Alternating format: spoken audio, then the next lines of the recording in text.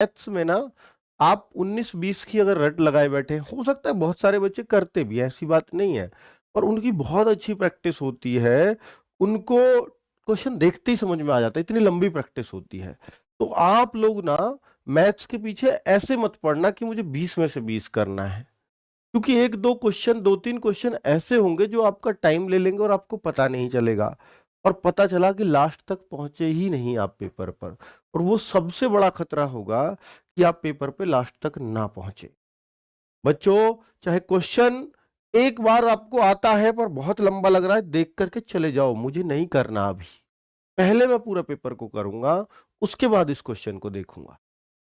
क्योंकि कई बार हमें लगता है ये क्वेश्चन टाइम टेकिंग है, तो मैं अगर इस पे भिड़ गया, कर तो मैं 100% दूंगा,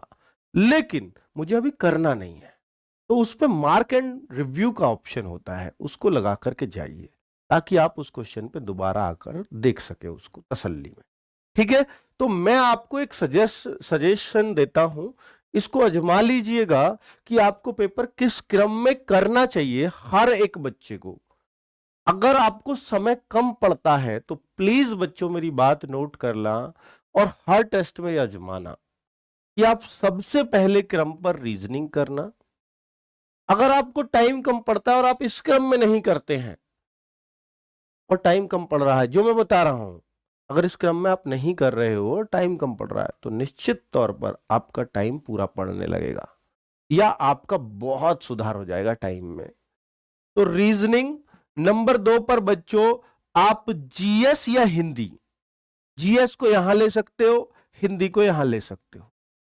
इन दोनों को आपस में चेंज भी कर सकते हो, कोई दिक्कत नहीं, हिंदी ऊपर कर लो, जीएस बाद में कर लो, कोई दिक्कत नहीं।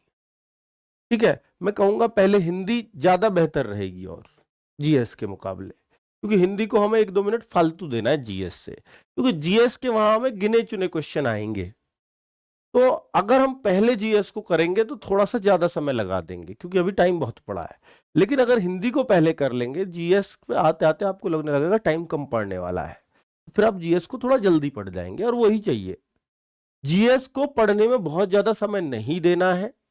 अगर आप रीजनिंग से भी पहले जीएस को करते हो, यानी सबसे पहले जीएस को करते हो, तो आप निश्चित तौर पर इस, जब पहली पहली बार में जीएस को करोगे, यानी सबसे पहले करोगे, तो जीएस डिजर्व करती है सिर्फ आपके 5 से 6 मिनट, और आप 10-11 मिनट दे जाओगे उसको। कोई भी सब्जेक्ट जिसको पहले किया जाता है, वो आपका नॉर्मल से ज्यादा टाइम खाता है, क्योंकि आप पहली बार में अगर जीएस करोगे सबसे पहले, तो जीएस के हर एक क्वेश्चन को गौर से पढ़ोगे, जबकि जीएस का हर एक क्वेश्चन करने लायक आता ही नहीं है एसएससी का,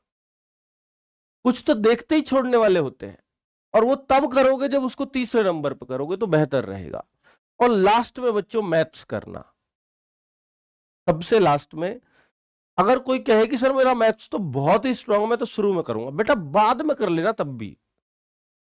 अगर आपको लगता है नहीं मैं तो मैथ्स को रीजनिंग से हमेशा ही फास्ट करता हूं, तो फिर आप मैथ्स को ले सकते हो ऊपर, रीजनिंग लास्ट में ले लेना। ठीक है, चलिए, तो ये क्रम बनाना अपना पेपर को अटेम्प्ट करने का, आपका टाइम जो कम पड़ता होगा वो नहीं पड़ेगा, ये मेरा दावा है। चलिए, और बहुत मतलब लाखों स्टूडेंट पर एक्सपेरिमेंट है, तभी ये फॉर्मूला मैंने आपको दिया है। रीजनिंग की बात करूं तो रीजनिंग आज इजी रही है, और 18 क्वेश्चन बच्चे लोग कर पा रहे हैं। मैथ्स के 15 इसलिए जोड़े हैं क्योंकि मैथ्स टाइम टेकिंग हो सकते हैं, 1-2 क्वेश्चन वो ही बिगाड़ देता है बैलेंस, इस वजह से 15 क्वेश्चन कर रहे हो तो ठीक है आज के पेपर में। अगर मैं जीएस की बात करूं तो जीएस आज मॉडरेट लेवल की आई है, और 9 क्वेश्चन भी आज सफिशियंट है, बढ़िया है, क्योंकि आज पिछली वाली जीएस से थोड़ी हार्ड आई है जीएस बच्चों। अगर मैं इंग्लिश और हिंदी की बात करता हूं, अगर मैं आज आपसे इंग्लिश और हिंदी की बात करता हूं, तो एक ही जैसा लेवल रहा है, इजी रहा है, लेकिन पिछली बार से थोड़ी मुश्किल है हिंदी, तो हम 17 क्वेश्चन पे जाएंगे हिंदी के। 1-2 क्वेश्चन पर्यायवाची का फंस सकता है, वहां भी फंस सकता है, या कोई मुहावरा भी अटपटा फंस सकता है, या कोई वर्तनी भी अटपटी फंस सकती है, इसमें कोई शक नहीं है। या कोई जो पैसे जो हम भरते हैं खालिस्तान वाला, उसमें भी 1-2 क्वेश्चन हमें तंग कर सकता है। यही तंग करने वाली चीजें हैं, जिसकी वजह से हम 20 में से 20 करने में थोड़ा सा हमारे दिक्कत होती है ना बच्चों। तो 59 क्वेश्चन